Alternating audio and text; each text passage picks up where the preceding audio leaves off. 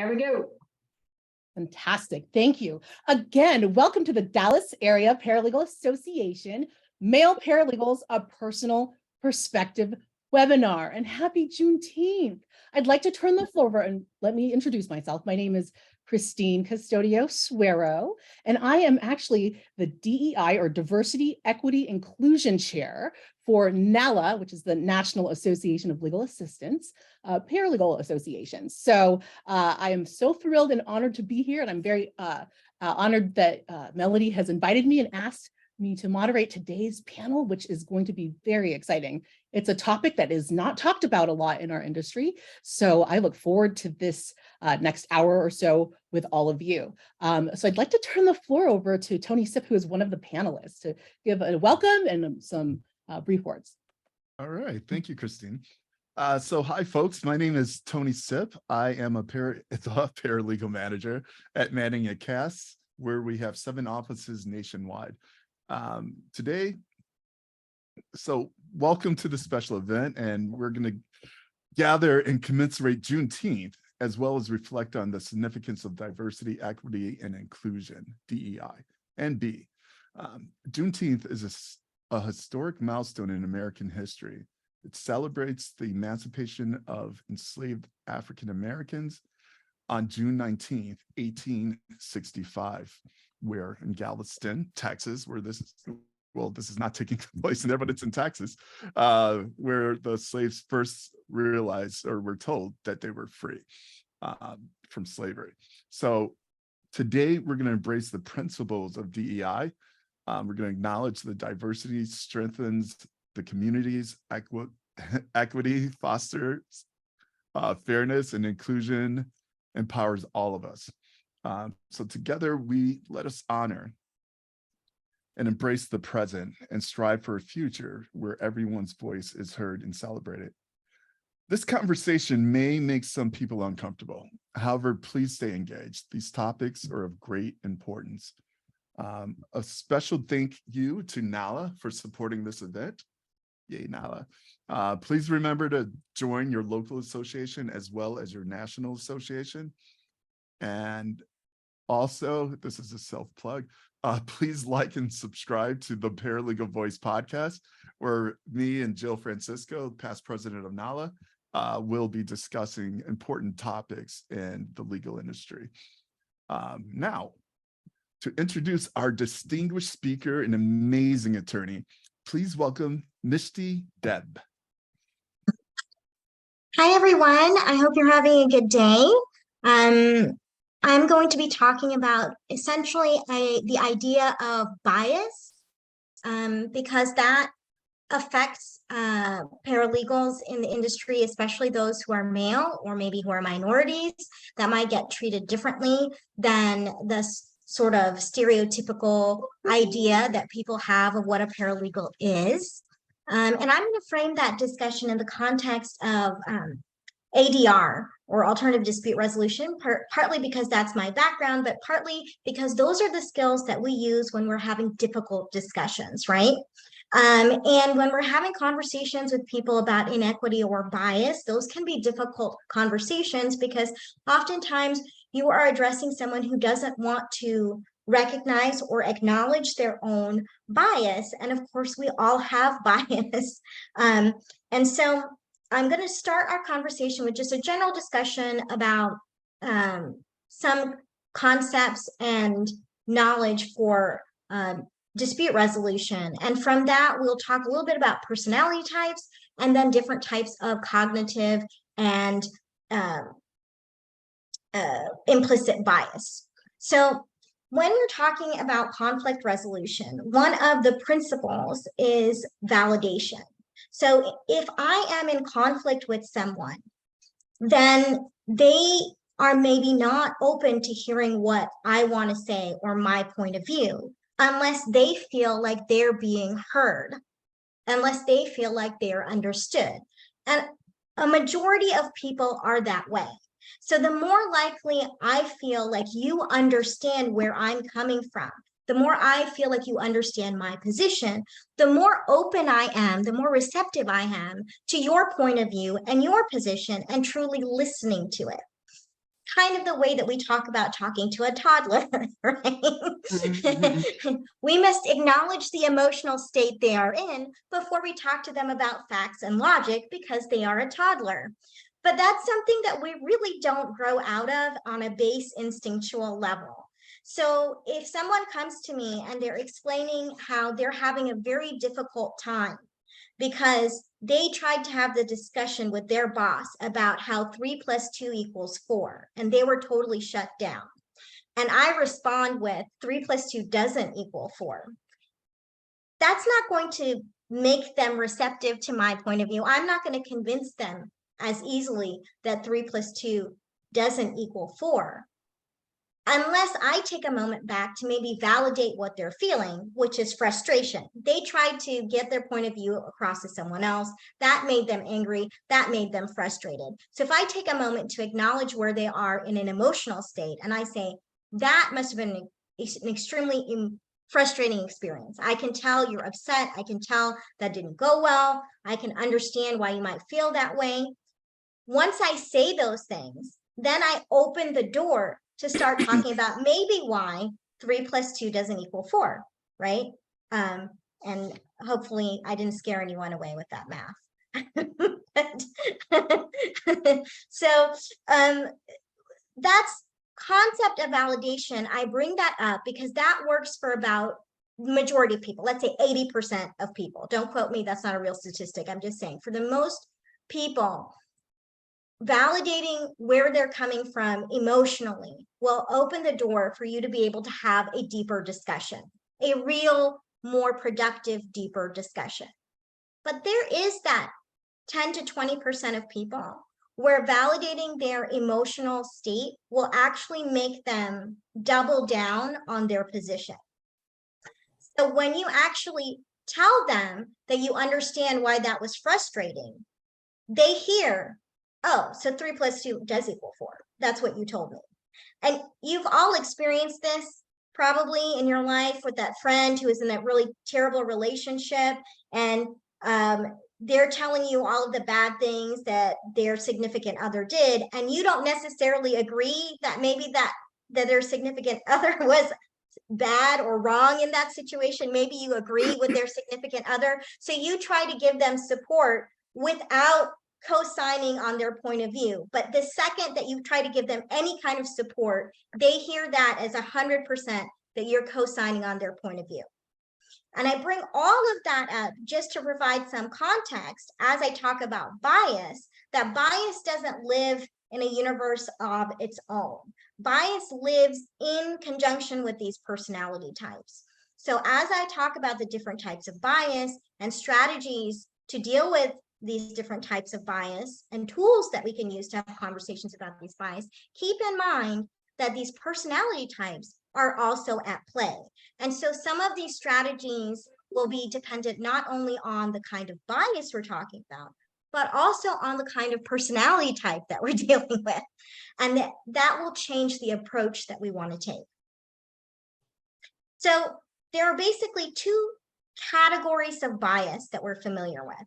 There is cognitive bias and implicit bias. And I'm going to talk about cognitive bias first, because it's usually the one that we don't think about and the one that we don't talk about, but it can be very helpful in having difficult discussions. So cognitive bias are biases in just our overall way of thinking. Cognitive biases have to do with the way that we might be inclined to favor one thing or another because our brain takes mental shortcuts. So some of the easier kinds of cognitive bias for you to understand would be negativity bias or optimism bias, right? There are some people who their brain is just hardwired because of their life experience to always take a situation and have the most positive interpretation or the most negative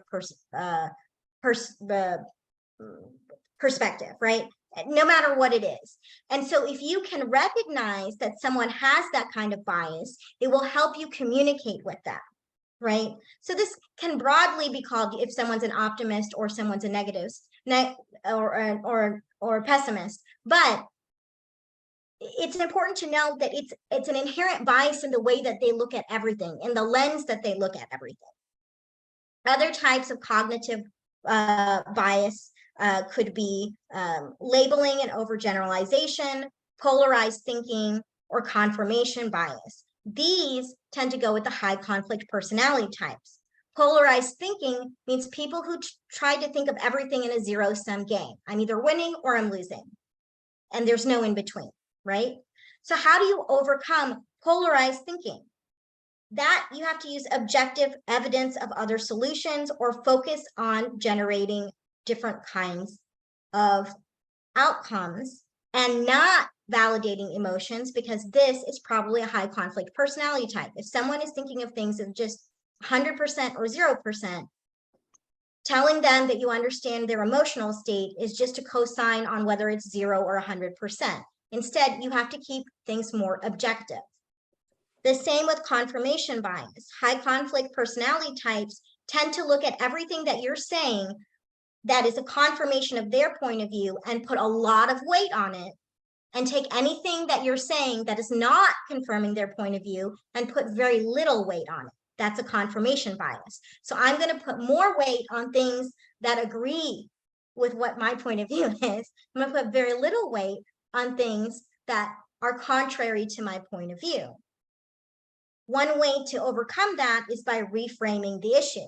So if I change what the issue is, it might force me to take into consideration those things which are not in alignment with my point of view.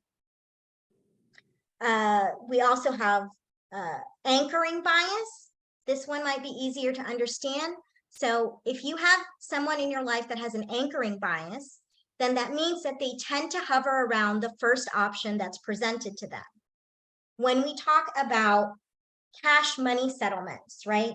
Or just haggling over something, buying something like a used car, the starting price tends to create an anchoring bias. Whoever makes the first offer, the counter offers tend to be anchored around adjustments of that first number. And that's an anchoring bias. And therefore, whoever makes the first offer often has an upper hand because they are anchoring the possible counters closer to what they have made as their initial offer.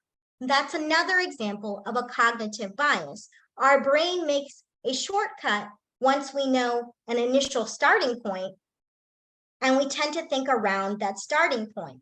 In order to overcome an anchoring bias, we should start with a range of possibilities as opposed to one possibility, so that widens the range of solutions that we can think about.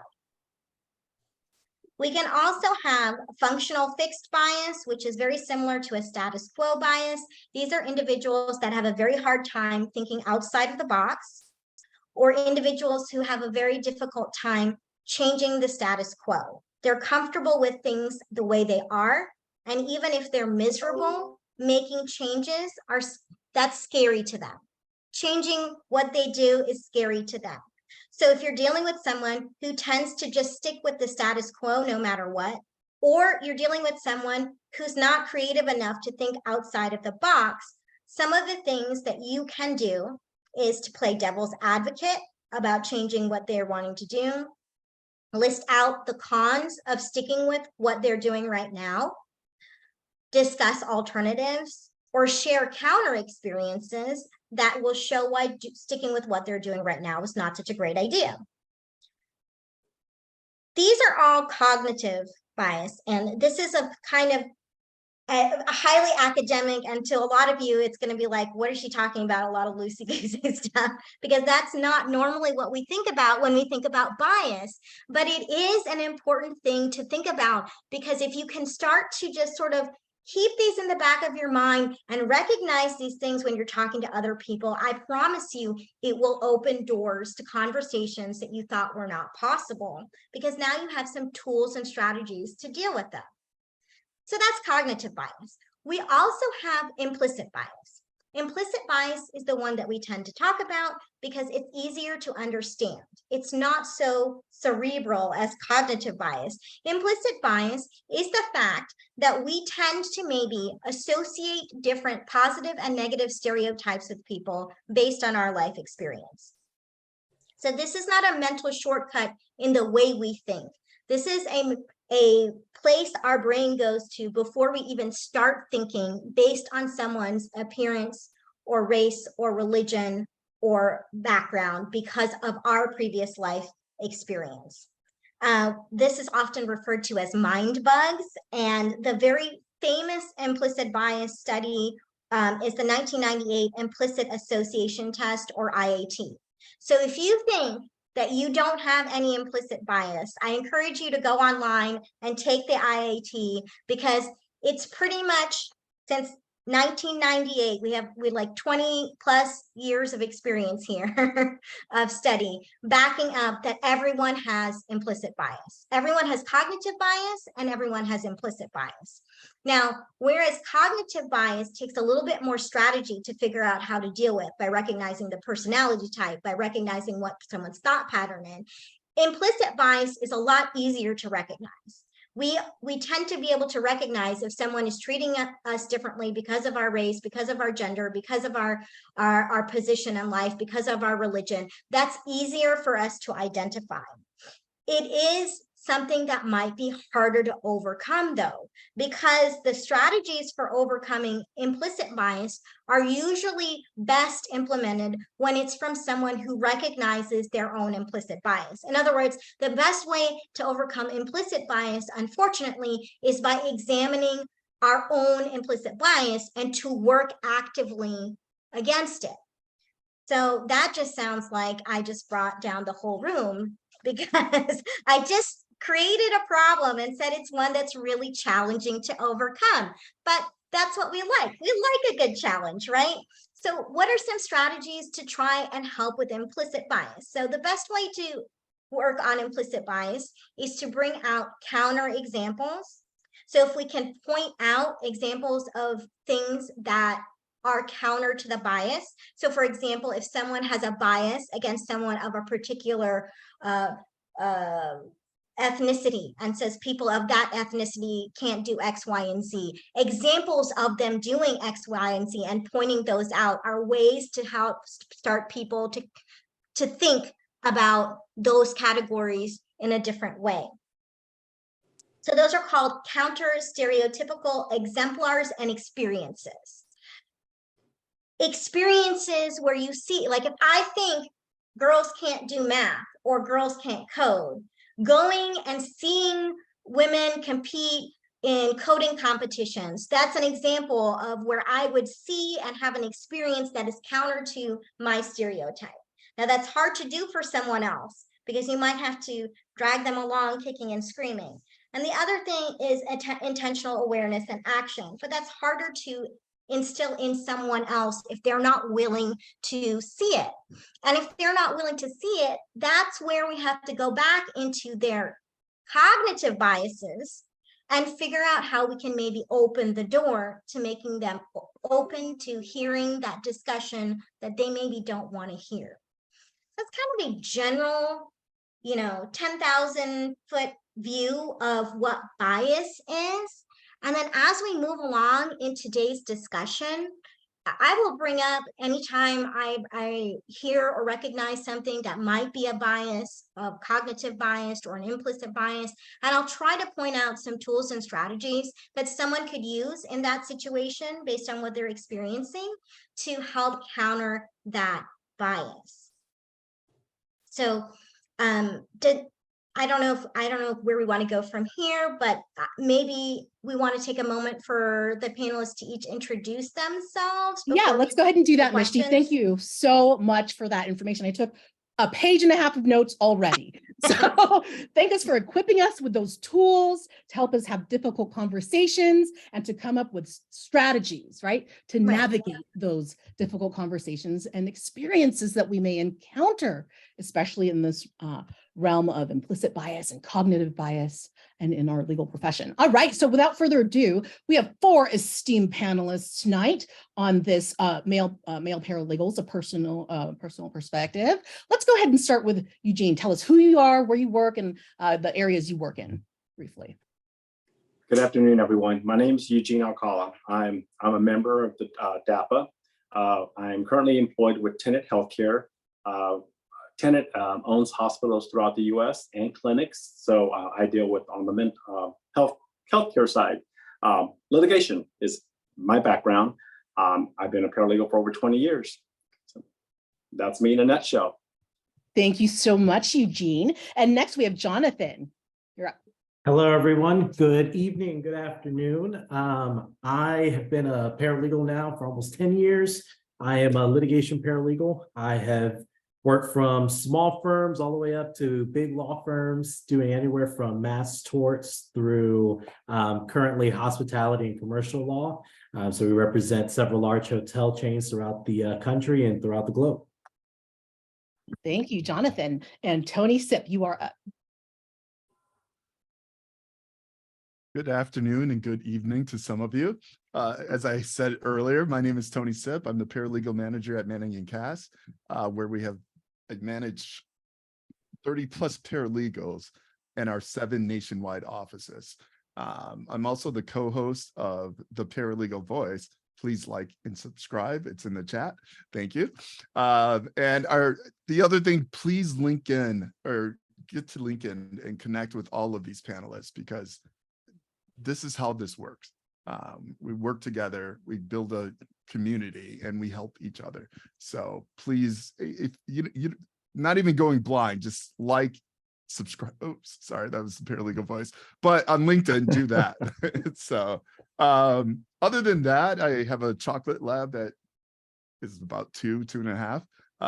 My wife, obviously, and yeah, that's about it for right now. I'm happy to be here, and I'm happy that we're able to share this moment. Thank you so much, Juneteenth. Tony. Yes, and you bring up such a great thing, community, right? It's all about those connections. And last but not least, Philip Webb. Hi, I'm Philip Webb. I'm the senior litigation paralegal at Hirsch & Westheimer in Houston, Texas. I'm a 34-year paralegal. The other night I said I was 33, but June 5th is my anniversary date. So I'm a 34-year paralegal, litigation paralegal. If it's gone to court before, I've handled it. Probate, family, criminal, civil, corporate, so on and so forth. But I'm the president of the Houston Paralegal Association, and I am an investigator with the Unauthorized Practice of Law Subcommittee in Houston. And that's it for now. But I'm happy to be here. Thank you for having me. Thank you, Philip, so much, and welcome everyone. And as a friendly reminder, please do, if you have questions, put them in the chat and I will moderate those and bring them up as you have questions. But let's get started with this question and answer portion of tonight's panel. And we were fortunate enough to have a brief meeting with each other last week and talk about some topics that really came up on this perspective of male paralegals. And so I want to kick off the conversation with, and I know this happens and it's not necessarily a male thing, but it sounds like from Eugene and Jonathan, Philip and Tony, that they get asked this a lot. Why didn't you go to law school? Why don't you just go to law school and be a lawyer? Who wants to start that conversation? I will. Why not? I think for me, I enjoyed how I started it in the paralegal field. And as I was going to school, I mean, I looked at it, but yeah, for me, I thought more realistic, the cost and in the long term. I knew that working as a paralegal at the beginning, case clerk, because that's how I got my experience. I thought, I like what I'm doing. I'm good at it, but I didn't feel the need that I needed to go to law school for it. I enjoyed what I was doing. So I think that's why I made that decision that I'm fine as a paralegal. I have always felt that I was compensated properly according to for Texas. So I've never felt any different that I needed to do that. So I'm happy as a paralegal. So I mean, I'm enjoying it. I've always felt you've got to be happy in your profession, and I've always felt that way. So that's me. So thank you, Eugene. And I'm curious, Philip, from your perspective, your vantage point, 34 years in this field. I'm sure you've been asked that question. You probably can do a lot of the work attorneys can. So what are your thoughts on this? More than a dozen times I've been asked that question. But being a paralegal and it wasn't in my long-term plan. When I ventured into studying to be a paralegal, I was actually going to acting school. I was going to be an actor. I was going to like leave and go and go to Hollywood, do whatever. And my mom says, well, you really need a plan B. You need to, do something that you can fall back on. So that's what I did. I went to paralegal school because it was easy, and I was intrigued by it, number one, because I was like in a bad accident several weeks before I started going to paralegal school. And so my attorney and I were talking, and it was intriguing. So I said, well, I'll do that. And actually, the one of the big things is I was at home. I was popping somas and drinking beer and watching TV, and I saw paralegal school on TV, and I'm like, okay, well that might be a good thing to do. But after I became a paralegal and I got comfortable with it, and I was very active in doing stuff and it was the interesting parts of law and whatnot, and I got to like it more and more. I didn't really want to go to law school. I mean, I started training baby attorneys after about 10 years of experience. The baby attorneys would come in and, I'd have to like tell them how to do their job at first, so I didn't really want to be an attorney after experiencing what the baby attorneys have to go through, whatnot. It knocked me down a few notches if I did that. So I've never really been too interested in going back to college. I don't like school anyway. So CLE is great, and going to like little classes. I took trial science, for a little bit, but other than that, I want to go to school. Well, thank you for sharing that. And I wonder, I'm going to toss this over to Jonathan, because I know that you have a little one at home and this issue of work-life balance comes up, right, Jonathan? Yeah. What are your thoughts about this? Like, why don't you go to law school, Jonathan? You said it perfectly. It's that work-life balance, and bouncing off of what Eugene and Philip said. For me personally, I initially became a paralegal. I was going to do it for a year and then go to law school, but I fell in love with it. I'm like, I do everything that an attorney does, minus the headache of preparing, but not even preparing for trial. We do that too, but actually doing the oral arguments. And it's like, the research, the writing. There's so much fun in this industry, and as a paralegal, the skills that you learn. I mean, there's so many career paths, especially with legal technology and things like that. And, as paralegals, we put in a lot of time, probably more than a lot of us care to admit, and a lot of late nights. And there is a hard time balancing work and supporting the firm and supporting your family. But the thing about it is at the end of the day, I feel like being an attorney is even worse, because you got a bar license to protect. You got to look for clients. You got to foster relationships. It's a lot more work versus, I might work 10 hours a day or 12 hours a day, but eventually there comes a point where I can turn things over and, say, all right, I'm turning the computer off, turning the emails off, and walk away. Yeah, it's so true. One of, and I think I have an HR background too. And I recall the vice president of Qualcomm was teaching the class, and he said to me, it's always stuck with me: higher risk, higher reward. So, and it's kind of true if you think about it, right? Because when you bear the burden of, like you said, protecting your law license, zealously advocating for your clients, it takes a whole lot of effort and energy. Right. And Tony, I'm going to ask you, because I'm very curious about your perspective on this as a paralegal manager, because you're not just in the trenches as a paralegal, but you're also managing a team of paralegals. Your thoughts on that? Sure. I think, well, I like everyone, we decided that we wanted to go to law school, and then we decided not to. For me, I did well enough to get in, but then I started weighing what I want for my life and my family, and the costs, and they didn't add up. And plus working, I think Eugene said it, working with other attorneys, or that was Phil, the baby attorneys, and teaching them everything that so that the 1 to maybe 3 to 4 year in the industry, like getting them caught up to speed. And it was just like, I don't want that life either. Like everybody's stressed out. Everybody's like, I work with them. I manage, the paralegals, which really means I'm also managing the caseloads for the partners and associates. So it's what I decided to do because I was a poli-sci major, and I had the opportunity to become a council member in my neighborhood. So I got elected twice, and I was able to use my paralegal skills at those city meetings. and actually just apply my skills that I already knew. Didn't have to be an attorney, but when you ask the right question, you know, you get a different response. So that's about the sum of it. If you want to cover that. Yeah, thanks, Tony. And either Tony or Philip, I'm curious about this because Eugene kind of brought it up. Compensation, you know, being compensated fairly and commensurate with your skills and contributions and the value that you add to your law firm or whatever environment you exist in the legal field. And Mishti, feel free to jump in too, because we know this issue is real. Pay equity. This is a real issue that is still happening present day, where I think it's something like women are paid 86 cents to man's dollars still overall, generally. So I'm curious, you know, I think most of us here were 10-year plus paralegals, right? So we're considered senior paralegals. And I'm hoping that all of our compensations are commensurate with our skills, knowledge, expertise, etc. But, you know, Mishti, do you have something to comment on this with regard to pay equity in terms of males versus females in the paralegal profession? Sure.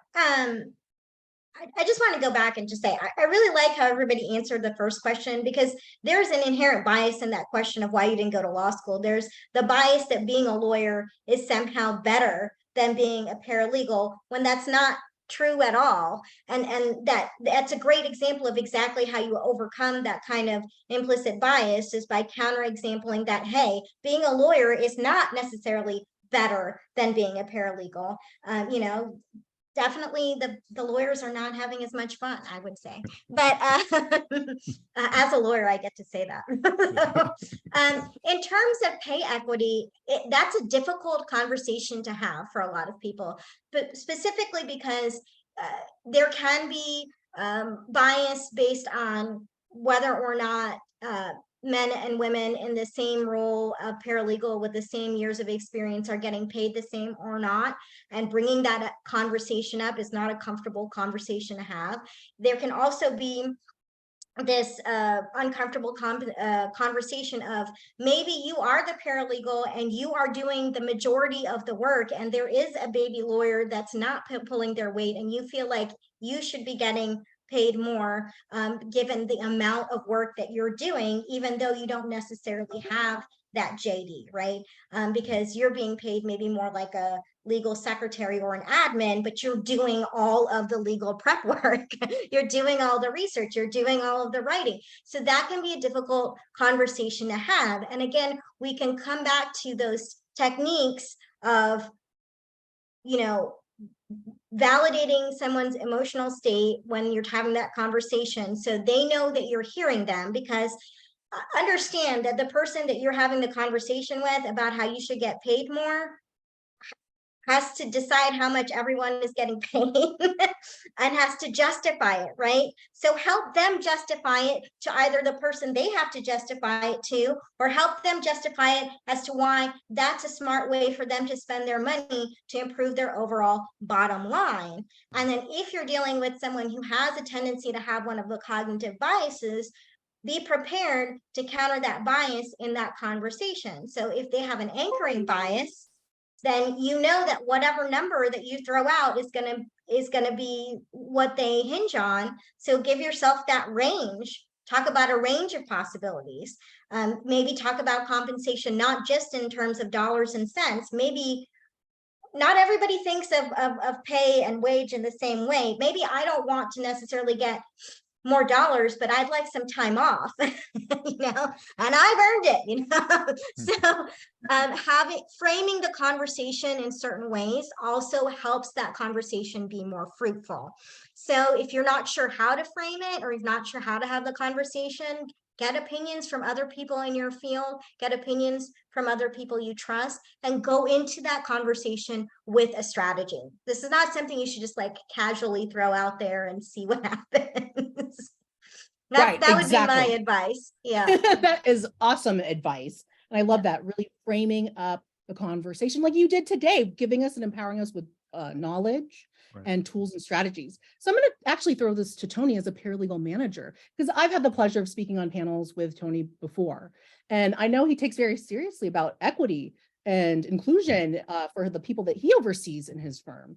And I wonder, Tony, how is it that you ensure that like Mishti said, like if people are making the case to you for additional compensation, be it dollars or be it, like for me, one of my favorite compensation perks is I have a flexible schedule, which is amazing, but I negotiated that over 18 years, so I'm curious, Tony, what are your thoughts on that as a paralegal manager?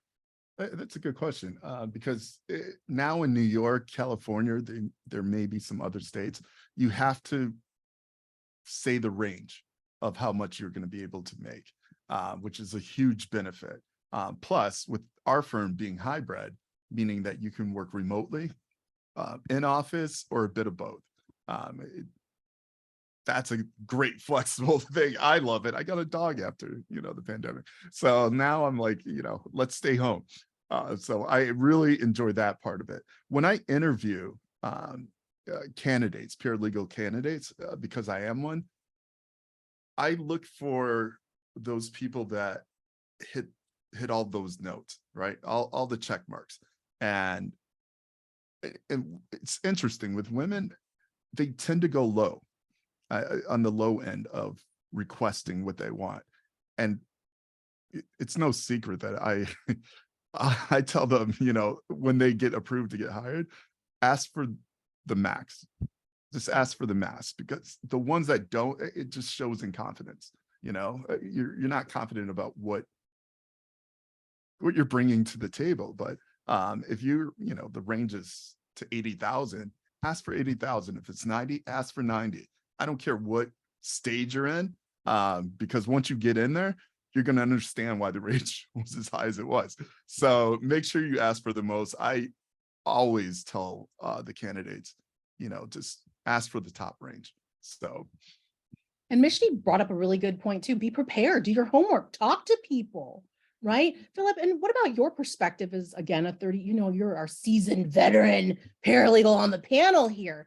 I'm just wondering what you've seen over time in terms of, Tony brought up a good point, because California has this pay transparency law that started at the beginning of this year, where the employers, when they're advertising jobs, have to post the pay range. So it's not in secret anymore. So people are not asking for something that is just way lowball for them. Yeah.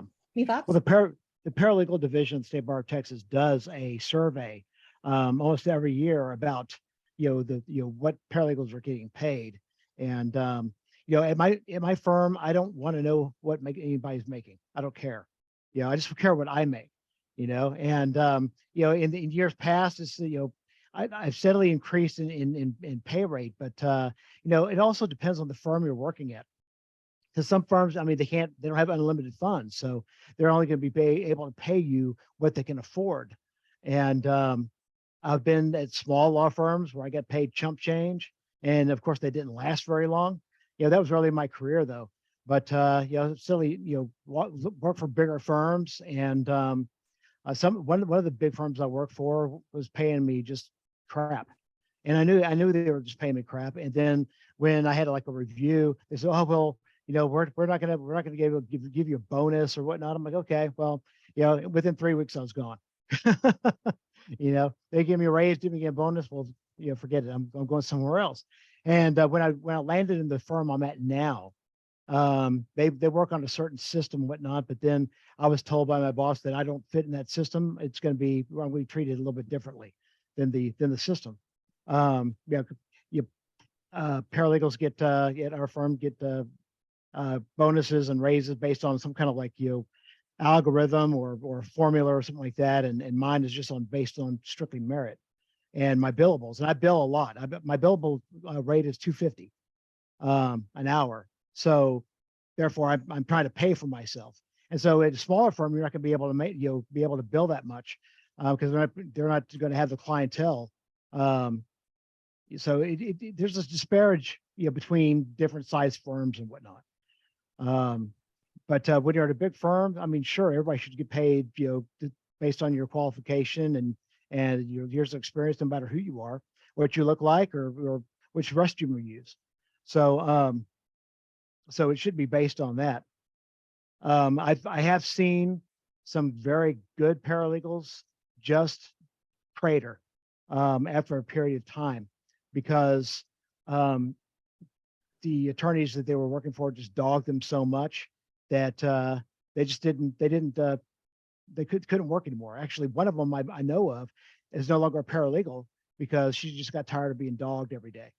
I really felt for her, but now she's in insurance, so she's making a lot more money than she was making over there. So, kudos for her. Thanks, Philip. And I do want to highlight and bring forward the comments in the chat box right now. One from Peter Bennett saying that Robert Half does a great paralegal survey, and that kind of is national, but it also drills down to specific regions. And then Melody is also saying that, and hers goes to the heart, her comment goes to the heart of self-advocacy. And that is definitely something that is a tool that we can all learn. Every one of us is to, like, again, to Mishti's point, make the case for yourself, right? Speak to others and see what is expected, and talk to your managers and say, what would it take to get me here? And then make sure that you can, exemplify that you're able to justify that. Some of the best career advice I was ever given is that if you are, and this is especially true, as mentioned before, smaller firms don't have as much bandwidth to pay whatever they want to pay you, right? So they're going to try to compensate you in other ways, like flexibility and other things. But when you're having that conversation about how much you feel like you should get paid, it's so important to think about it from the employer's point of view, because if you don't, then a lot of employers, like myself as an employer, I'm looking for an employee that's a good fit for me, which means I want an employee that wants to be there. And so if you want to get paid more, I'm going to need you to tell me why I should be paying you more, not because you deserve to get paid more necessarily, but why do I want to keep you around? Why are you better than the next person I could hire? What are you bringing to the environment that I have to work? And I'm the partner at the firm. So for me, it's like, why do I want to work with you? Are you the person I want to get up and go and work with every day? Or are you just somebody who I am perceiving as now complaining about not getting paid enough, but you're not really pulling your weight? So now what you're really doing is telling me that I should start looking for someone else. So, keep in mind that they're looking for something. If it was your business, if it was for your firm, what are you bringing to the table that makes it that you should be getting paid more? And I'm not saying you shouldn't advocate for yourself, but I'm just saying keep that thought on, because that is the way you are going to best advocate for yourself, is by making those arguments. Yes, absolutely. Having that kind of ability to understand operationally and how the firm works. And I'm going to throw the mic over to Eugene and Jonathan, because Eugene's at a corporation, different environment, and Jonathan is a operational guru, right? So we're going to kind of talk on that level, because Mishti makes a good point. You have to consider the environment you're in, because Philip said in a smaller law firm, sometimes they don't have the bandwidth or the dollars. Melody did make another good point. Flexibility don't pay the bills. This is true. This is true. These are why you have to consider, what job are you looking for? Are you looking on, maybe going on a pathway towards like legal operations? That's like the new buzzy role for paralegals, right? Because we're so well suited for that. And Elena makes a really good point. We call this a brag book. Every time you get kudos, every time you get a bonus, every time you're doing something amazing, slip it in that little brag book or folder, right? Where you can just say, look at this. Look at what I've accomplished throughout the year. And before I throw it over to Eugene and or Jonathan, what I'm going to say is, for my own personal experience as a small firm paralegal, the way I was able to negotiate my pay salary and increase is because I actually became a hybrid position, in that I'm a senior paralegal where I am a profit maker, right? I bill, but I'm also the business development director of the law firm. Guess what I do? I bring clients to the firm. Yeah, and I'm not a lawyer. Ta-da! So you got to be creative about the way that you approach your strategy, right? Strategy execution. So let's start with Eugene. Any thoughts on this topic of pay equity or compensation, Eugene, as you are situated within a corporation? I think the big difference, I always kind of laugh about this. I've worked at both sides, both small firms and large firms. And obviously law firms, the small firms, they paid okay, but I knew it was a stepping stone, and that's why I took it. I took a job at a small firm, stayed there for a year and a half to 2 years, got the experience, time to move on, because I knew there was more. And that's for my side, that's the way I looked at myself as I kept going up the ladder. As I started at bigger firms, billable hours, you got to bill those hours. So I stayed with that. But I think a lot of from a lot of the litigation paralegals that I know, when I tell them I don't have to bill anymore, I'm on the corporate side, in-house, no more billable hours, and they're like, "Oh my God, I hate you." So big difference. I don't have to worry about that anymore. Why I enjoy now, being in-house and on the corporate side, I love it. It's a big difference.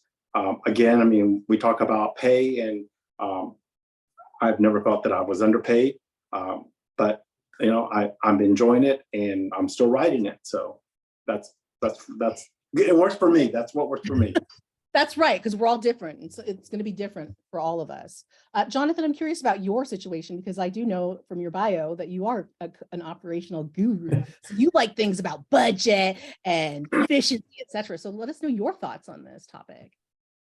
Right. So from an operational perspective, like you said, legal ops has been kind of the thing that's just been growing and gaining speed. So for me, when I've negotiated my salaries, especially within the last probably 3 to 5 years, I've looked at things from the business perspective and positioning myself up. This is what I can do. If I come in, you can bill me at X rate, which is going to generate X revenue, and I'm going to be able to save you money with my e-discovery experience. You can fire your vendor. I'll take that responsibility, and I'm going to save you. And instead of you paying someone else, you can now charge the client for that, which generates more revenue.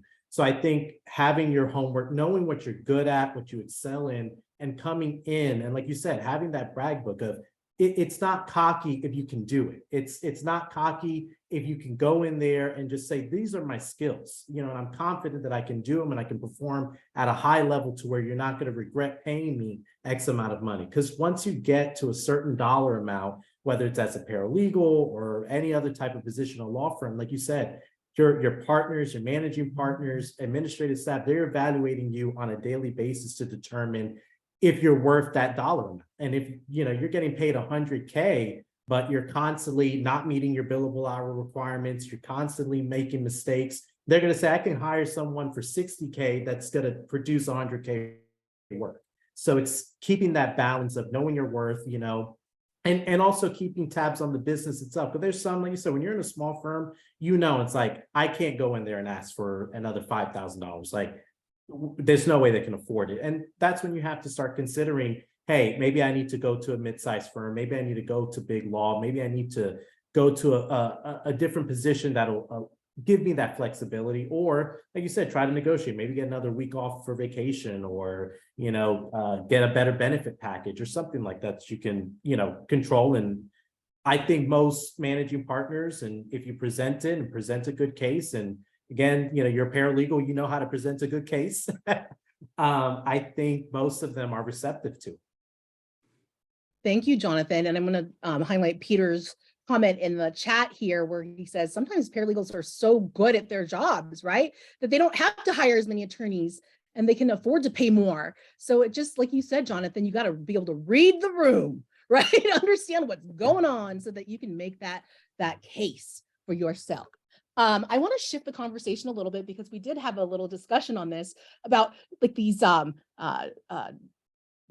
gender stereotypes that may be pervasive, right? And they're not necessarily, as Mishti said, they're not necessarily true. They're implicit bias based on our lived experiences, right?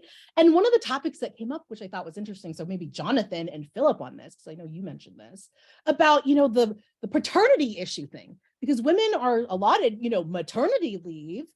How does that work for men? And if you used that paternity leave, how did you feel about that? Was that something how was that looked at by your company? Philip, if you're okay, I can step in first if you're okay. Go ahead. Philip, you want to? Okay, go ahead. Well, go ahead, Jonathan. I'll go after you. Okay. So for me, I have a 15-month-old, so I just recently experienced this. So for me, I was grateful that my boss was so welcoming and so understanding to give me the time to be at home with, because, when you're on paternity leave, it's not just about this newborn, it's also about your wife. It's this major life change, body's been through the ringer, so you got to take care of her as much as you have to take care of your baby. So I was grateful to have the time, but also because I knew as a paralegal, it's like you can't just walk away for a week or 2 weeks or anything like that. So it's like I'm managing, billing still 4, 5, 6 hours a day, but also managing, still my wife and my home life. So I think, for women, I think, there's that understanding that you're recovering, we need to leave you alone. But when you're on paternity leave, it's almost like I'm giving you the time at home, but I still expect you to answer emails. Like, and I think, there is a bridge and there is a gap there where you're still, as a man, you're still expected to work, because there's that bias that you're not going to be breastfeeding, you're not going to be doing this when there's other things that you still will do as a father to support your wife, support, your child, changing diapers and things like that, a lot of people don't consider. Thank you. And Philip, do you have some comments? I was fortunate because my son was born in '99, so we couldn't work hybrid. We didn't have that kind of technology or whatnot. But I didn't even ask for paternity leave. My boss came and said, "Hey, we're going to give you like 3 weeks to be at home with your wife after the baby's born." I'm like, "Oh, that's great." So I didn't really have to ask for it. She just came into my office and said, "This is what we're going to go do." And it was a small firm too. And I was the only paralegal there. They had a paralegal, secretary, and then the two of them. They were a married couple, which adds to a whole big dynamic there. But anyway, yeah. So I was fortunate in that aspect. I got 3 weeks off to spend time with my wife and my son before getting back into the grind. But some firms are going to be very, very understanding about having men take off for their especially when it comes to a woman lawyer. And that's exactly what happened to me. She said, "Well, I'm going to have a baby someday, so I want somebody to be able to treat me or Jack the same way." So I got some time off. Very interesting perspective. Before we talk about, we're kind of under the umbrella of like fairness and equitability, right, in the law, and how gender stereotypes may play into this. But I'm seeing a really interesting comment here from Lisa in the chat, and she's talking about age bias. And actually, I have been reading a lot about this online from certain online paralegal communities, where there are comments being made about how it's almost like they perceive that there's some sort of bias for being an older woman in the industry. And I wonder what are your thoughts on this and perspective on this? Does anyone want to start?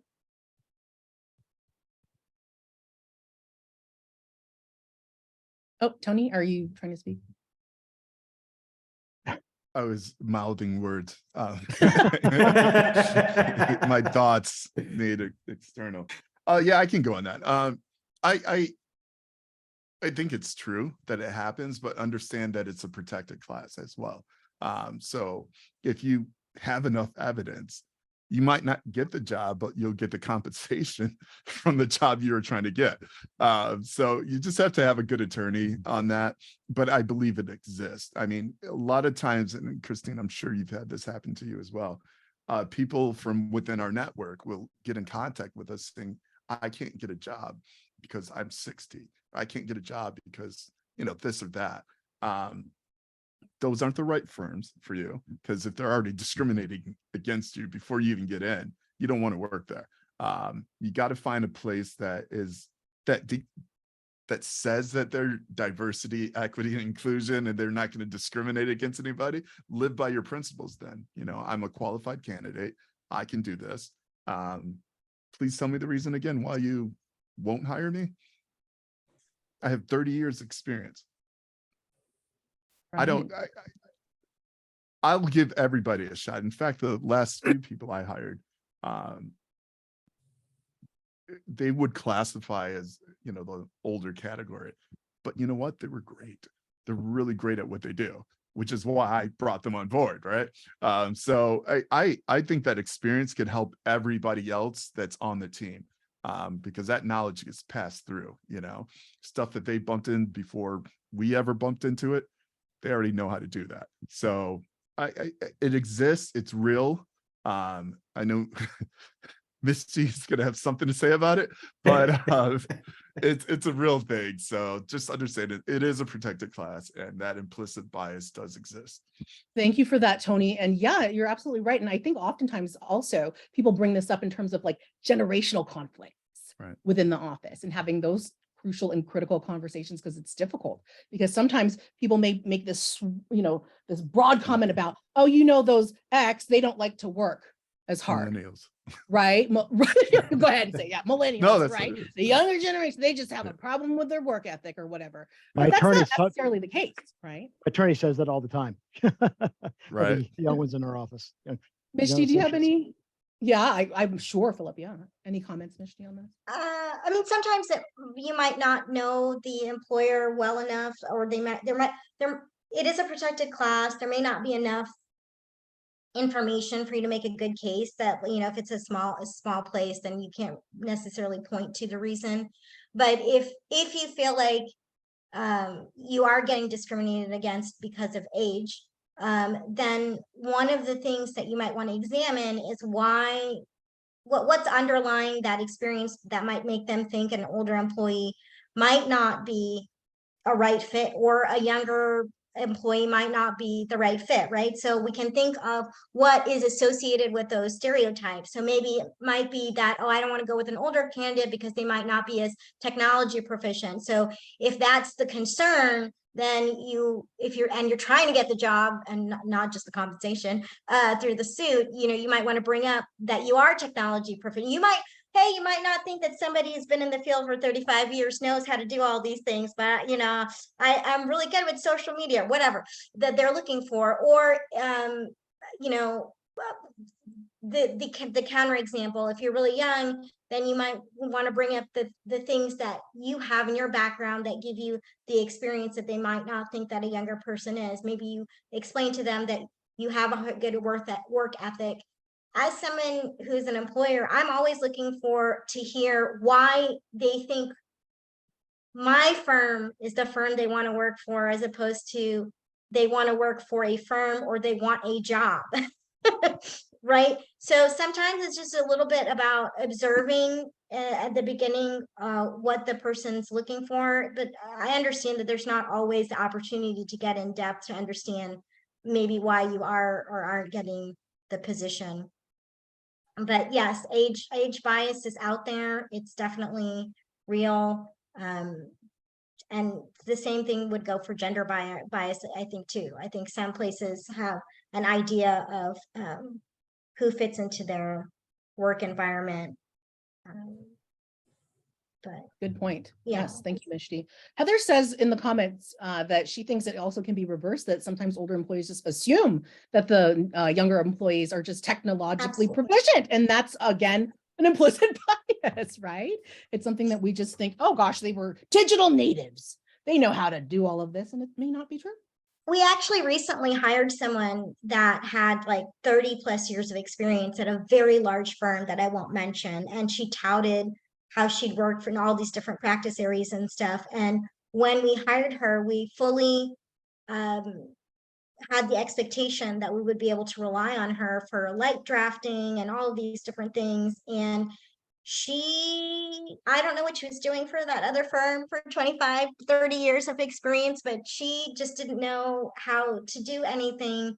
And so, don't oversell either, because you're going to have to do what you're selling them that you can do. So, yeah. Very true. Very true.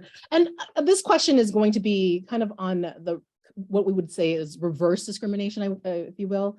But has anyone experienced kind of that, having a senior paralegal who's a female that maybe has been a little bit harder on you, or maybe the experience was a little bit different for you?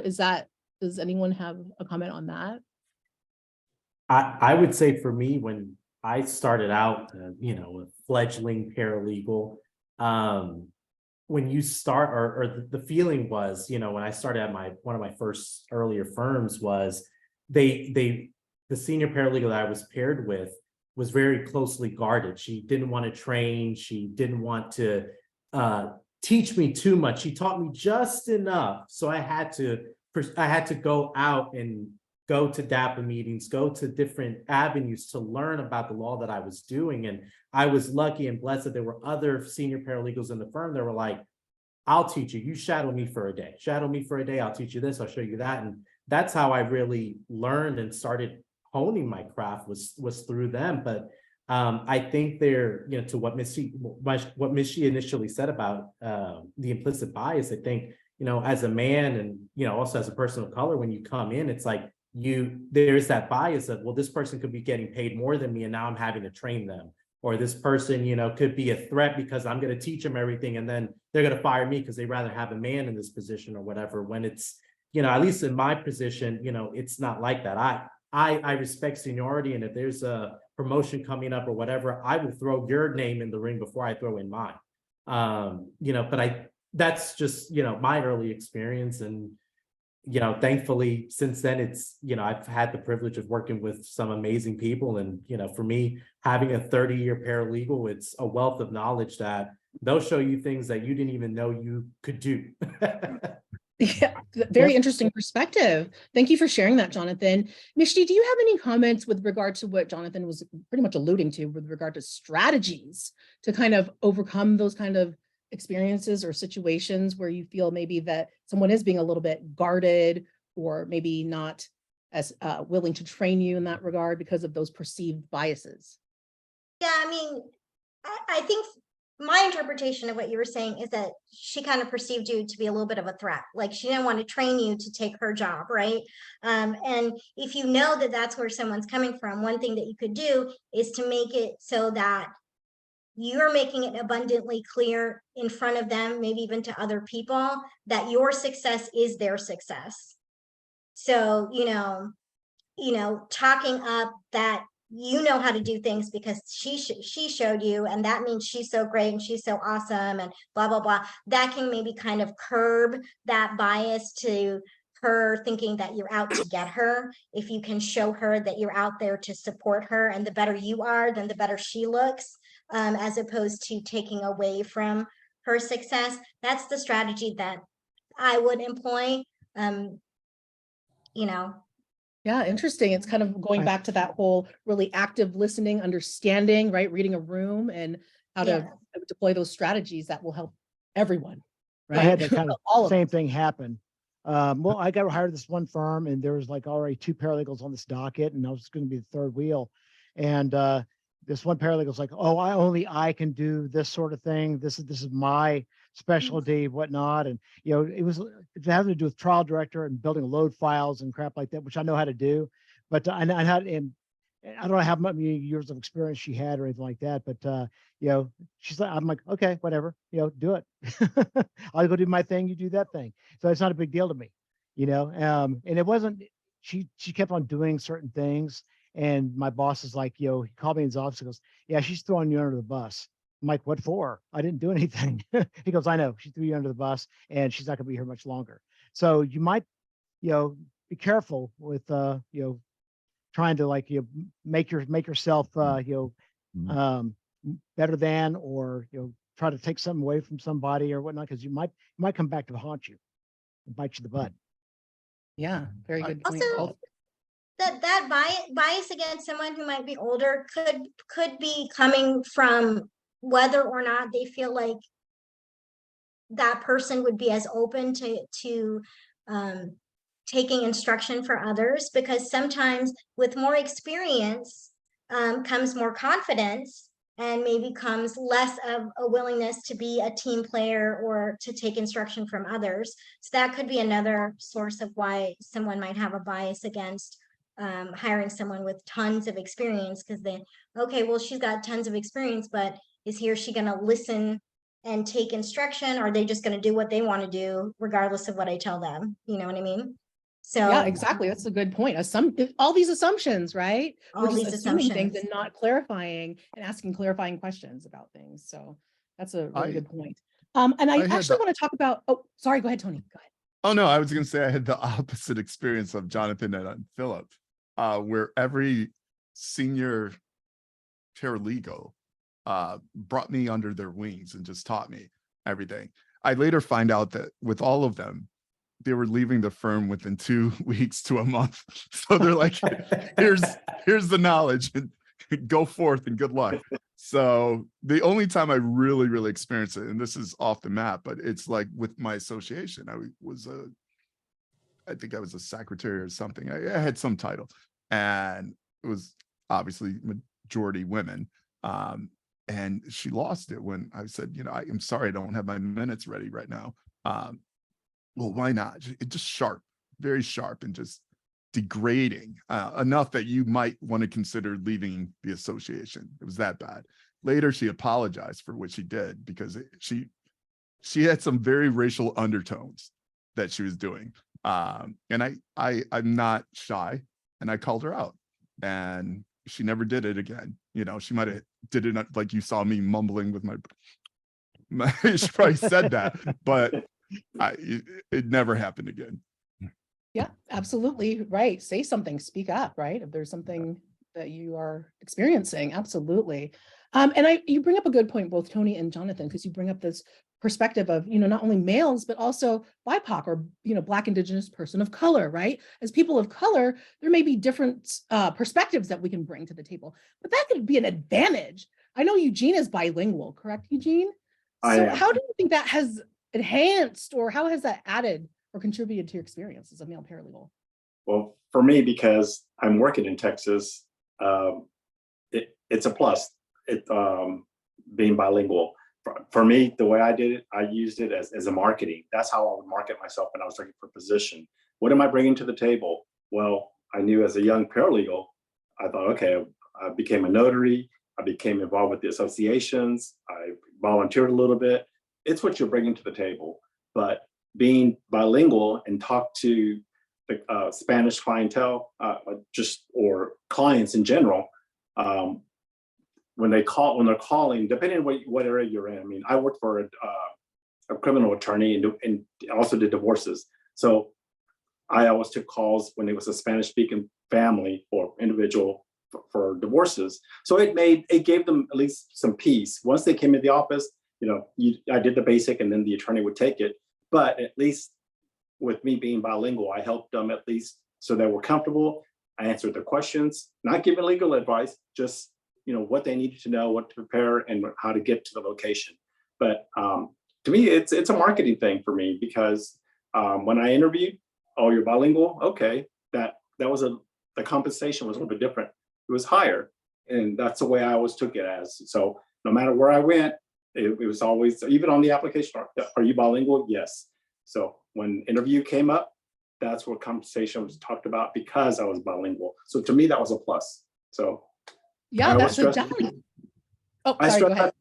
I stress that to students that if you took Spanish in high school, beef it up. If you're going to work in Texas, it's a plus. Absolutely. And you know what, absolutely is just that kind of competitive edge, right, Eugene? Yes. Not to mention you said notary too. I mean, like, you're just stacking the skills, right? They're like looking at Eugene like, yes, you're the one, because you have the credentials to back up what they need in order to perform those delivery of legal services. Yes. So just being astute about that. And I'm sure, most of you on this panel can attest to that. Having a certain lived experience or experience in your background that enhances, right? Because think about it, folks, the clients that we serve come from all backgrounds. And when they have folks that are employed within this law firm or the department or the county or wherever you are situated as a paralegal, how well does that look upon them, right? Because they have a diversified staff that can really change kind of the dynamic. Because imagine if we didn't have diversity, especially like in the court, this came up in our discussion last week, in the courtroom, there could be perceptions all around about, how you look, and sizing you up and assessing you. Like perhaps, I think someone on here said, I have to kind of be a little bit more aware and dressed up because I may be perceived as a paralegal instead of an attorney, or, and that those, again, with those gender stereotypes, those are real. Does anyone else on the panel want to comment on this particular issue about your backgrounds really enhancing your position? I did want to jump on your comment about, like you said, having to dress up and things like that, because I find myself, anytime I'm engaging with anyone, I'm always having to tell them I'm a paralegal, because they automatically assume you're an attorney. So it's like, you have to make sure, like, hey, I'm a paralegal, I'm the paralegal for so-and-so, and make sure that's clear on its outset. Because I've had people, come and just, email me and be like, just automatically put Esquire after my name when they're emailing me for the first time. And I'm like, no, please don't. Yeah, that's also very true. I mean, NALA says that in our ethical canons, right? At the outset of any client or professional relationship, you must disclose your status as a paralegal, right? Because it is assumed, even if you're signing off on the letterhead, if you don't say, I'm a paralegal, they assume you're the lawyer. And problematic, why? No UPL, no unauthorized practice of law. Well, None of us want that. I was going to right? interject the UPL argument right in there because I have a tendency to make sure they know, because I talk a lot of to opposing counsel or other attorneys or court personnel or something like that. I have to make sure they know I'm Eric Lipper's paralegal. That I'm paralegal right away, because I have had cases referred to me on the UPL committee where people were like, oh, they're committing UPL and they're actually paralegal, but they're still working underneath their boss's supervision. But yeah, I get calls like that all the time. So Well, thank you for that. it's always good to So, introduce yourself, make sure you're known. I mean, people need to have that awareness, right? And to Yeah. understand that we have to be responsible and follow our own professional ethical obligations. I'm going to pause and go into the chat because I see it blown up. There's some questions. Yeah, So there's any of one y'all on question the there. panel, if you have a burning desire to answer the question, please do speak up. Melanie says, what would you recommend to new male paralegals starting out with no experience? Who would like to answer that? Find a paralegal organization near you and get involved, because at HPA, we mentor. I got several guys that call me on the phone like every so often asking me my advice about, how to do this, that, and the other, so you put yourself out there as a mentor and they'll come running, they'll come knocking. Yeah, Good suggestion, Yeah. Philip. Yes, join your local association. So important, because really networking, right? Network is your Mhm. net worth. Mhm. Anyone else want to comment?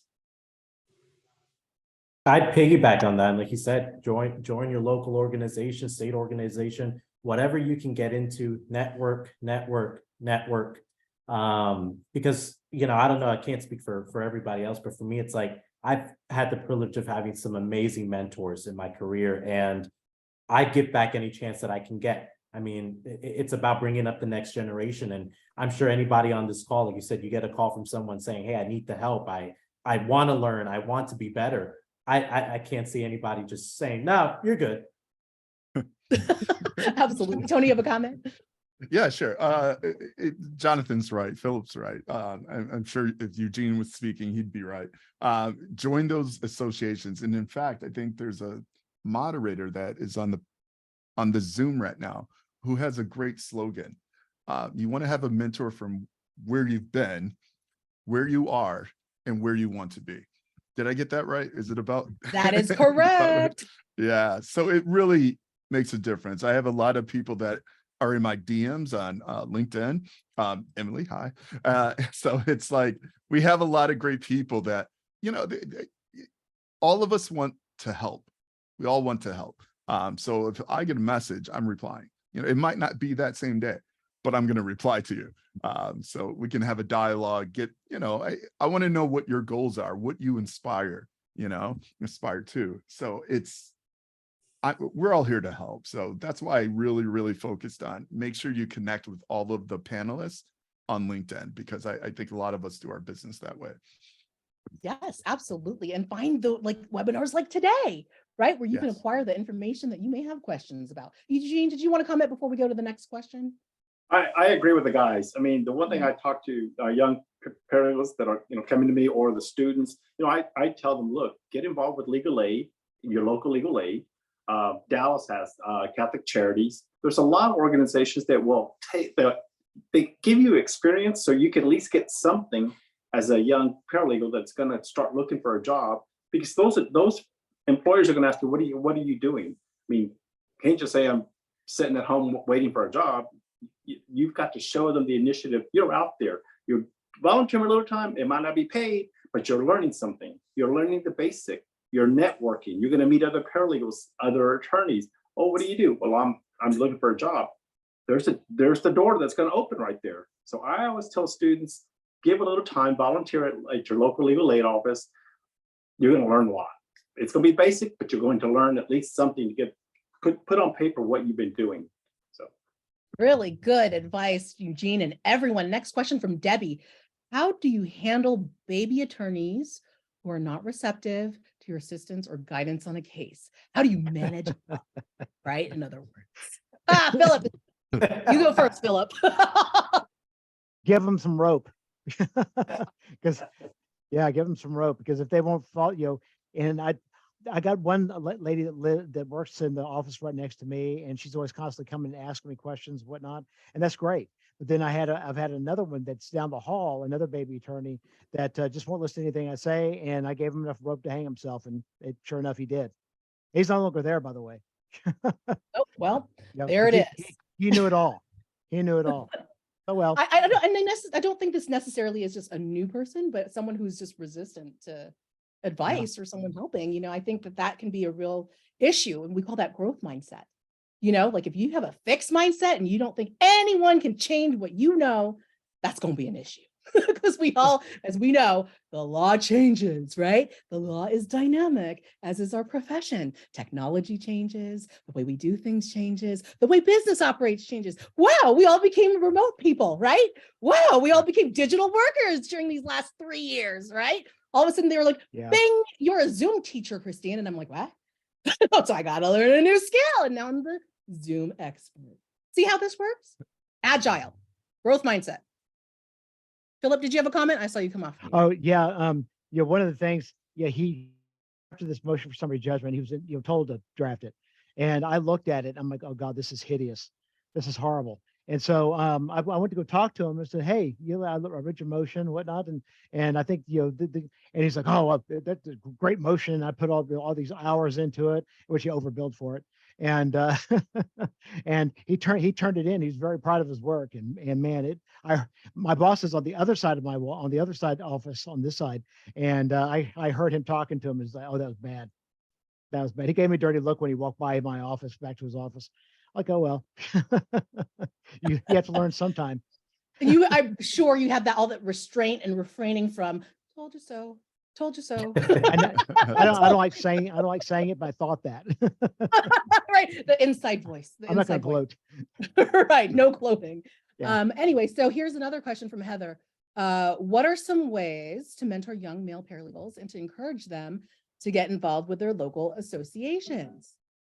I think all the panelists covered this. And tell them, join the association. You're going to benefit from it. Look at this panel here. Get involved. Well, we do outreach, HPA, we do outreach to paralegal schools, try to get, inform them about the association before they graduate. And then, you can only do so much to encourage people to join. You can also, for other organizations, you can get with your legal administrators organization and say, hey, I know you got paralegals at your firm. Why don't you talk to the paralegals at your firm and have them join? And that's what I did at the beginning of my term as president, is I emailed the board of the local, legal administrators association, said, hey, you got any paralegals at your firms that, bring them to us and let them join. We'd love to have That's a great idea, Philip. That's a great idea to collaborate with other organizations that oversee paralegals too. Excellent, excellent suggestion. Melanie's asking, what salary should a paralegal starting out with no experience be expected to start? Please give a dollar value. And sorry, Mishti, I'm going to give a lawyer answer. Well, Melanie, it all depends. It depends on so many factors. One, do you have transferable skills? Are you qualified for the position? Also, do you have what practice area are you looking to get into? Because sometimes when you're looking in a litigation role, right, those are more highly paid, I would say, versus if you're going into maybe a family law role or something that is more of an entry level. It really, really, really just depends on a lot of factors. Tony, do you have any comments about this? Because it's going to be regional specific. It's going to be dependent upon your experience, the job position, et cetera, correct?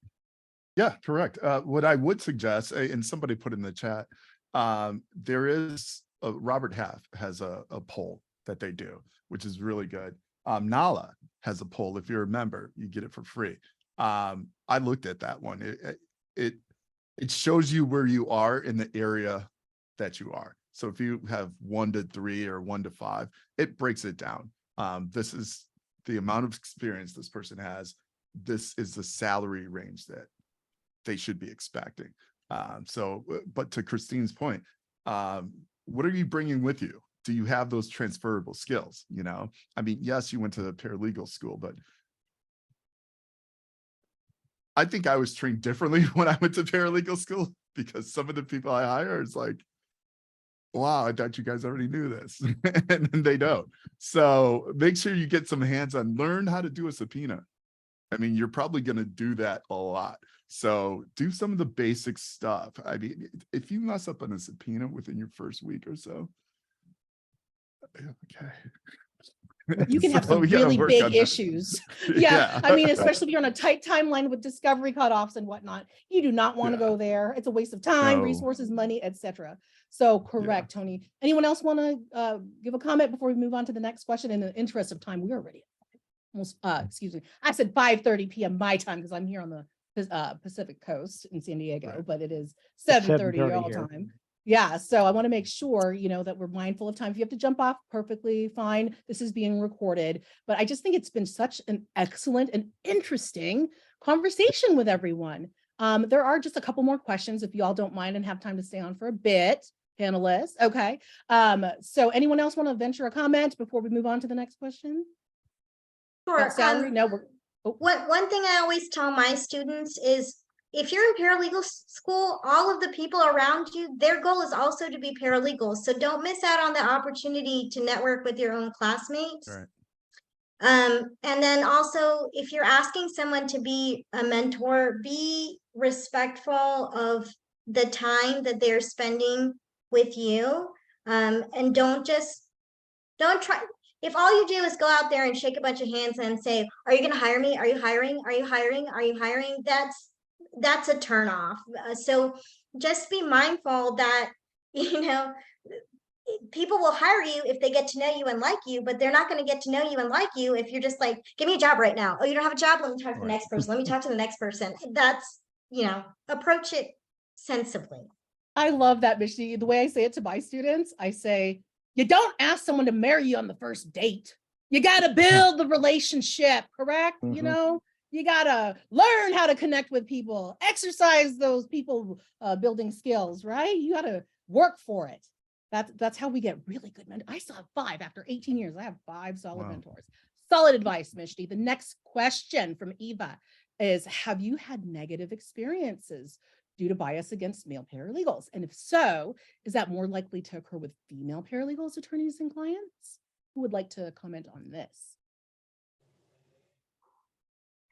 I think we touched on it a little bit earlier about the reverse discrimination, right? Eugene, did you have another comment? No, Tony? No, I mean, I've never encountered anything like that. I mean, I think in my younger years, I mean, I've worked with older senior paralegals, female. Everyone was willing to help. I mean, we're all on the same team. You know, we're working with the same firm, so it's about getting the work done for the attorney.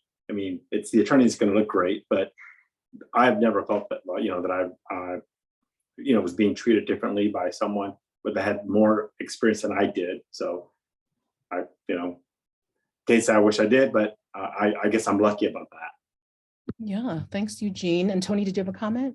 Sure. It ties into what Philip was saying earlier. You always, I shouldn't say always, a lot of times you run into associates that think they know everything. And those are the ones that treat you poorly. I try to distance myself from those people to eventually they come back to me. It's like, I really need your help. And like, no, you don't think? It's like, of course you need my help. That's why we're here. So they're mean. There's some really mean people that like will smile. Like when we were in-house, just smile and asking questions, like, oh, bring their kids in. And it's like, okay, where's the puppy now? So it was just everything. They're just like so happy. And then they write a scathing email that was like, where did that come from? You know? So it exists. They're out there. So, you know, you got to have the mindset of just being balanced and moving everything forward. And don't take any of this stuff personal. I mean, we work in a thankless job. It's not often that you're going to hear somebody say, oh, wow, Tony, that was great. Good job on that one. Doesn't happen a lot. But Yeah. when it does, you know, embrace that. That's good. And reject all of that negative stuff that's coming at you. So you don't need that in your life. Go Yeah, home we to call yourself. that building a tough skin, right, Tony? Well, Because I was you gonna have say to that we- personalize. Yeah. We developed thick skin after a while. I mean, because you're always bombarded with stuff. And I've had associates come into my office chastising me or something. I'm like, talk to the hand. Yeah, You know, I don't put up with the BS anymore. yeah, I don't either. I suppose- also feel, Huh? I also feel like having a sense of humor, you Oh, know, I always have a sense of humor. gets you I'm a through the clown. darkest times. Yep. Absolutely. Good points, folks. And I'm curious about this too, before we go to our last question from Marley, do you think the pandemic, you know, especially with us having to be remote workers and whatnot, do you think that's had an impact on the way that we work now? I'm inclined to say yes. And the way that we kind of interact and interface with each other, do you think that that's had impacts on how we relate to one another or communicate? I think so. How Yeah. so, Philip? Well, I mean, I've noticed from the other people in the office, now our team, we were during the pandemic, after about 3 weeks, we got, oh, okay, we're sick of this crap at home. So we went back to the office. And so it was just us in the office. And the other people started coming back later on. But see, those people that were like secretaries or other paralegals, they've already quit. They've already gone. The associates have gone. Whatnot. I think it had some negative impact on how people work together, and it didn't really fit when they came back. And so now they're gone doing something else. But our team is still there. How You know, some of our interesting. associates have left, so we got new associates. But still, So are you back fully in person? Oh yeah. Yeah, Oh, there's yeah, no we- more, because Tony was mentioning his office still has some hybrid. Well, when I get sick, you know, if I'm sick at home, we want you to stay home. You know, but I get to work when I'm sick. I don't get to lay in bed like I used to. Yeah. The technology's gotten so I have to work anyway, regardless of when I'm sick. And did someone else have a comment? Jonathan, did you have a comment? No, I think Philip's right with the Yeah. sick comment. I think before, you know, if you were sick, you were moving, whatever, you know, the reason was you need to let the plumber in. Like you could say, oh, I had to take the day off. Now that's not the case. It's like, you can still bill 8 hours. Yeah. Exactly. All right. And Eugene or Tony, any comments on that?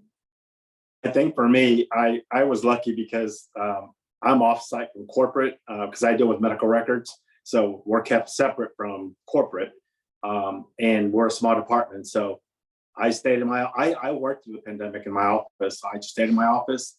We didn't go, only one person in the break room. The men, well, there's only 4 men. So we each had our own men's restroom. We all had our own individual one. So we were pretty much separate, you know, from everyone. And when we spoke from a distance. So, I mean, I don't know if I guess I had it easy, but being a small department, didn't have to encounter too much. Yeah. All right. And Tony, did you have any comments, especially now, you know, kind of navigating with these new talent pipeline and expectation of workers post-pandemic? Any thing you've noticed, except for other than you still retain some hybrid roles? Oh, you're on mute. The hybrid model is nice. The biggest challenge I have is onboarding new paralegals. It's much better to be in person.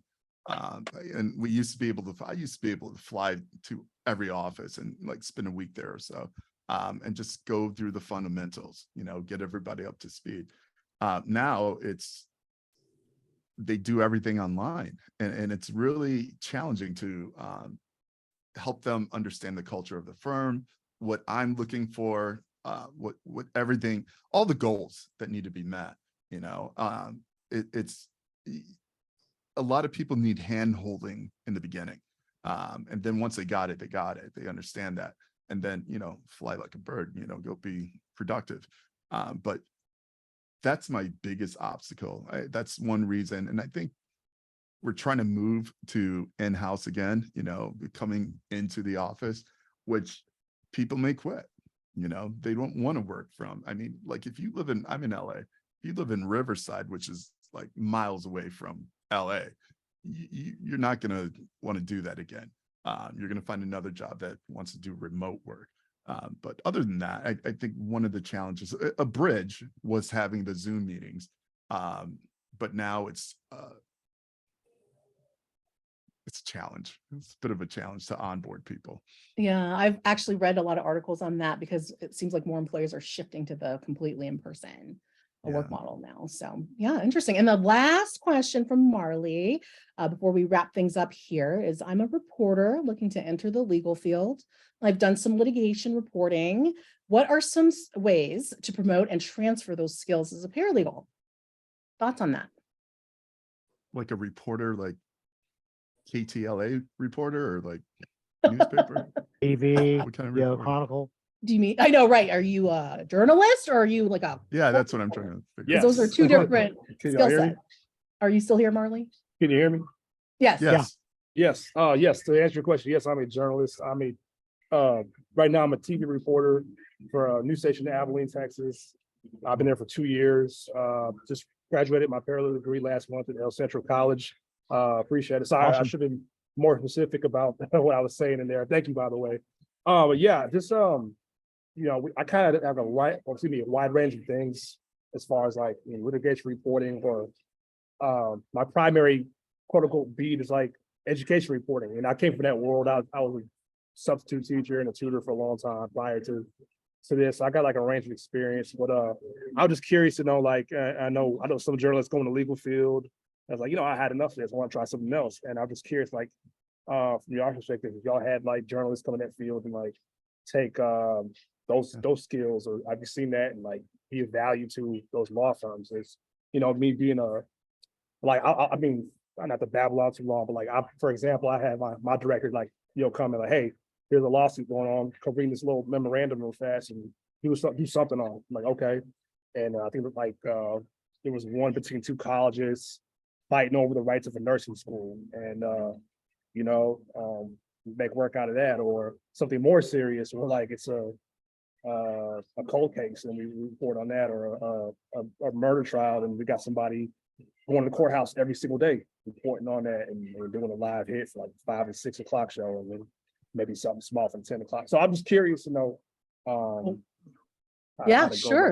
about that. Good comments, Marley. I think, I- is that sorry. Philip? I was going to say, as a journalist, you probably have good writing skills.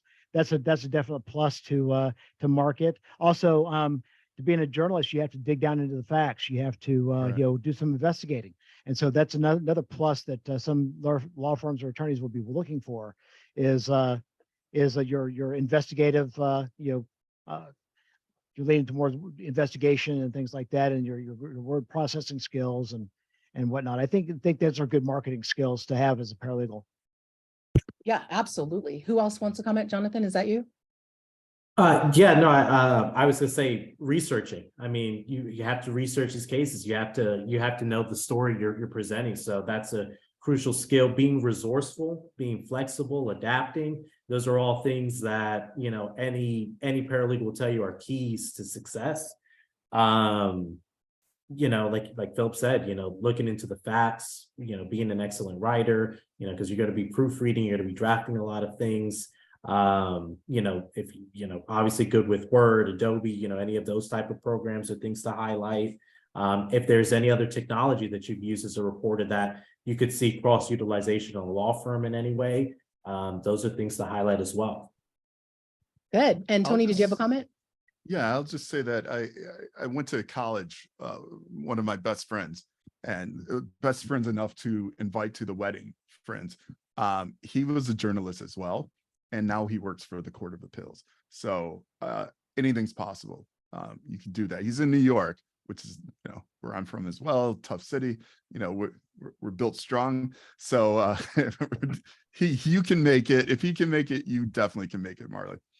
And it sounds like, Eugene, did you have a comment before I? I'm agreeing with the guys. Great. Yes. Whatever they said. So Marley, it sounds like you're on the right track, and what you're doing already is kind of auditing your skills against what look for a good exercise. And this is what I suggest to my students as well. Look for a job that you really want and do a skills audit against it. Right. And say, okay, here's what I have, and this is how it crosses over. Where are the deficits? And then build there. But I think really, what would really be helpful for you is to connect with these guys here on this panel. And, because we can actually help you and coach you, because I'm on the hiring team at my firm. And what you were saying, exactly what Philip and Jonathan and Tony said, research, right? Because think about a case in litigation. It's the case arc, but you're telling the story of the case. And I can see all these skills being exemplary in trial, because you know what exhibits it's going to take to prove what you are trying to prove at trial. So I think that it's just a matter of kind of reframing like what your skills are from your past experience as a journalist. And those, my friend, lend well to your future role as a legal professional, as a paralegal. So I think it's just going to take, build that board of advisors, that personal board of advisors, find people who you really resonate with, careers that you think are real interesting, and start, like I said, start doing that skills audit. What do I have now? What do I need to get into this role? So I think that it's just a matter of kind of refining where you already are, what mindset is. Any other? I appreciate that. Appreciate that, y'all. Yeah, you're welcome. Well, thank you for being here, Marley, and everyone. Let me just check the chat one more time, make sure we didn't miss any questions, and I don't think we did. So in the interest of time, because it is nearly a quarter of the hour, we will be concluding and just kind of wrapping up here. Some of the key takeaways that I heard throughout this entire panel, right, are one, be aware, be self-aware, right, about implicit bias and even identifying maybe bias in other people so that it will help you not just navigate your own biases, but what you may experience in the field as a legal professional. Because we've heard it from these great panelists tonight, right? It exists. These struggles are real, right? Whether any kind of background that you come from, any gender, we still have these experiences that we need tools and resources and community to help us to navigate, right? So having that self-awareness, having that access to education and learning, right? Getting that lifelong learning mindset so that we know we can empower ourselves and say, yeah, I've learned about this thing called cognitive bias and implicit bias. I feel like this is happening to me, and having the tools to have that difficult conversation when you are feeling that and you need to address it, whether it be in your compensation, whether it be in the way that you were being treated or lack of training thereof. We all come from different backgrounds, and that's okay. But what is not okay is to have discrimination or inequity, right, based on certain characteristics, including gender, race, ethnicity, religion, whatever background that is, right?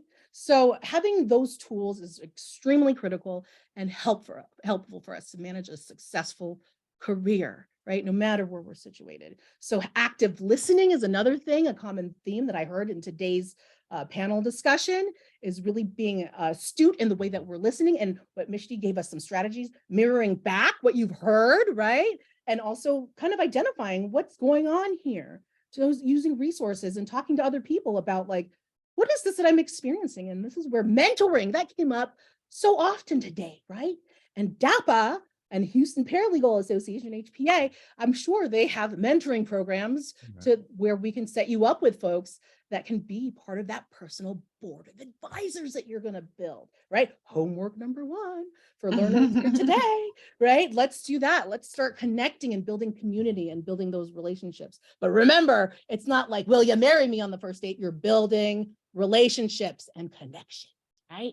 You're building those. So please do connect with us. We put our LinkedIn in the chat here. Be sure to connect with us there, and we will be happy to help you out. I think everyone on this panel said it, right? We'll be happy to respond to you, whatever your questions are. All right, so without further ado, I'm going to turn this over, and action items, right? So let's set some goals for us here today. What did you learn today? And how do you want to implement that? What is the one key takeaway that resonated with you today, right? On Juneteenth, on this male paralegals, personal perspective, what did you learn today that you are going to do something about it today? Right? And I think Melody even shared an article that was published in the DAPA newsletter, correct? In the chat. But it's Yes. to download and read so you can learn about other people's perspective and experiences so that you can educate yourself, right? And so with that said, I'm going to turn it over to, I don't know if it's Tony for some closing words or Melody, because I'm sure they have some announcements for upcoming events. But again, Christine Custodio Suero from San Diego, California, on behalf of NALA DEI Committee, we thank you for sharing time with us today about opening yourselves to learning new things and concepts and to implementing those things that you learned today and how you will make yourself better and our community of legal professionals better. Thank you. You guys, this has been totally I'm in tears because it's been so awesome. I really appreciate it. Tony, I Debbie, first of all, I want to thank you for introducing me to Tony. And it was just like the best thing. And Philip and Eugene and Jonathan and Misty, oh my God, I'm overwhelmed, and I'm lost for words, because I just can't thank you enough. And Christine, oh my Jesus, I thank you so much, for coming in and bringing this all to a head, and Misty tying it all in, the legal aspects of it. I mean, I couldn't ask for anything any better. And I swear, I wish there were more people that were attending, but I guess we had what we're supposed to have, and we're blessed for that, and I can't thank you enough. And I really do appreciate it. I put in a password today for those of you that need CLEs, and the password for the day is Juneteenth. So I wanted you to have that. The article that I wrote is not meant to be pretty, but it's meant to be informative, and I just, and I hope that some people are not offended, but then if you are, maybe you just need to think about, where we're coming from, where we're going, what we're still going through, and how we're going to try to get there. And so again, I appreciate all of you for attending. Dapper loves you. Tony loves you. Nala loves you. We all love you. I really appreciate it all. Thank you so much. Oh, and Thanks, don't Melody. forget to like and subscribe to the Paralegal Voice podcast, Yes. which I just put in the chat again. Thank you Can't all. help it. Have a Bye. fantastic rest of the evening. Thank you. Bye. Have a great Thank evening, you everyone. so much. Thank you. Thank y'all so much. Thank you guys. I appreciate it. Thank you, guys. It's been enlightening. Thanks.